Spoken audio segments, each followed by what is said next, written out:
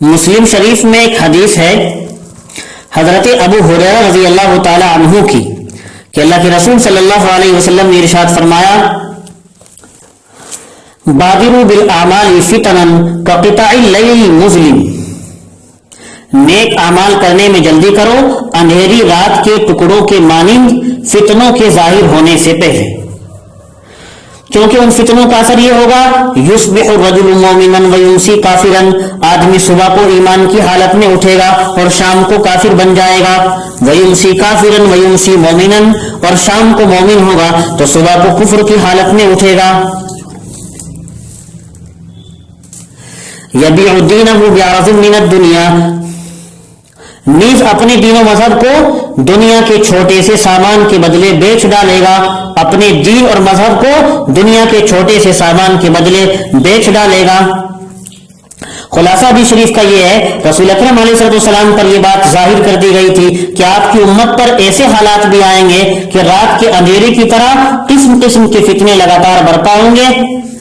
ان کی وجہ سے ایسا بھی ہوگا کہ ایک آدمی صبح کو اس حال میں اٹھے گا کہ اپنے عقیدے اور عمل کے لحاظ سے اچھا خاصا مومن اور مسلم ہوگا، لیکن شام ہوتے ہی وہ کسی گمراہی یا بدعملی میں مبتلا ہو کر اپنا دین اور ایمان برباد کر دے گا۔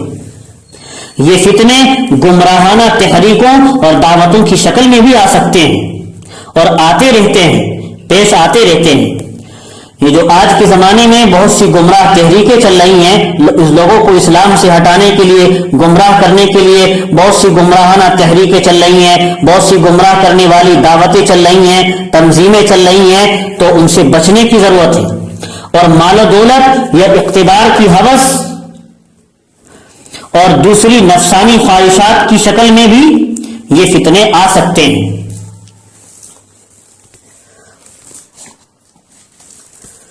بادروا بالاعمال، اس میں فرمایا کہ نیک اعمال میں جلدی کرو، نیک اعمال کرنے کا موقع فوت ہونے سے پہلے اعمال صالحہ کر لو۔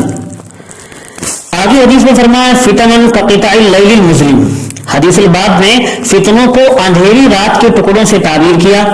مطلب اس کا یہ ہے کسی کو یہ معلوم نہ ہو سکے گا کہ وہ کب اور کہاں نمودار ہوں گے، کب ظاہر ہو رہے ہیں، کہاں ظاہر ہو رہے ہیں، اس لیے اندھیری رات کے ٹکڑوں سے فتنوں کو تعبیر کیا ہے۔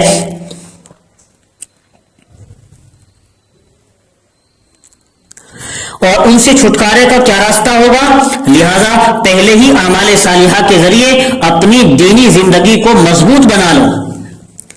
فرمایا گیا، اللہ کے رسول کہہ رہے ہیں پہلے ہی اپنی دینی زندگی کو مضبوط اور مستحکم بنا لو نیک اعمال کے ذریعے سے،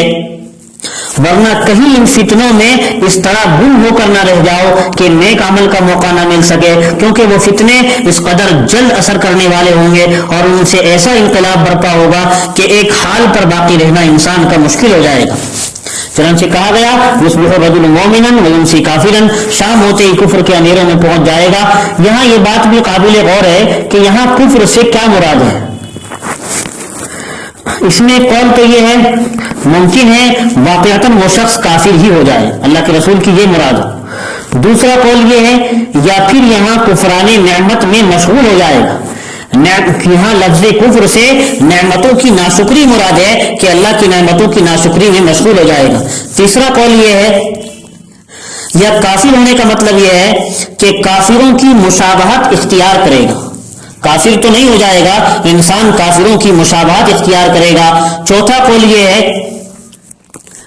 کہ اس فتنے سے متاثر ہونے کے بعد وہی کام کرنے لگے گا جو کافر ہی کیا کرتے ہیں۔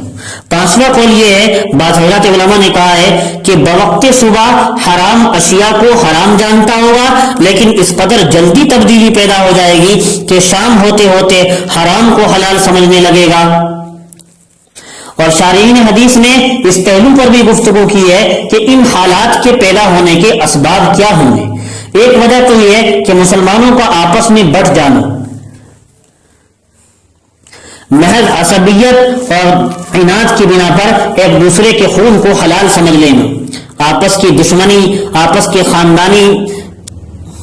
اتار چڑھاؤ میں ایک دوسرے کے خون کو حلال سمجھ لینا، دوسرے کے حاکم اور عمرا ظلم و ستم کو اپنا شیوا بنا لیں گے، شراب، زناکاری، غصب اور حرام کاموں کے مرتکب ہونے کے باوجود عمرا کو برحق کہا جائے گا۔ بلکہ تیسری وجہ یہ بھی لکھی ہے کہ یہ سبب بھی ہو سکتا ہے کہ عام مسلمان عمومی جہالت کی بنا پر عبادات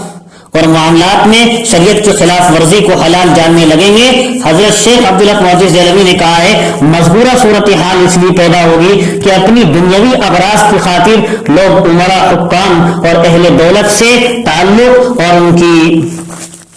ان کے پاس بیٹھنے کو باعث اعزاز سمجھیں گے اپنی دنیاوی اغراض سے صرف، اور شرعی امور میں، شریعت کے امور میں ان کی غلط تائید کر دیں گے۔ غرض جب اس طرح کے حالات پیدا ہوں گے تو دین خطرے میں پڑ جائے گا۔